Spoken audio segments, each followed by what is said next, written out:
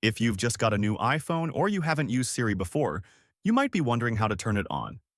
Siri is Apple's built-in voice assistant that lets you do things hands-free, like sending messages, setting reminders, or asking questions. In this quick guide, I'll show you step-by-step how to enable Siri on your iPhone. First, open the Settings app on your iPhone. Scroll down until you find the Siri and search option and tap on it. Now, tap on Listen for Hey Siri, or press Side button for Siri, depending on how you'd like to activate it. When you select one of these, your iPhone will ask you to confirm enabling Siri. Go ahead and tap Enable. If you choose Hey Siri, the phone will guide you through a short setup where you'll repeat a few phrases so it can recognize your voice. Once you've done that, Siri will be fully activated on your iPhone. And that's it. Siri is now ready to help you with quick tasks and voice commands.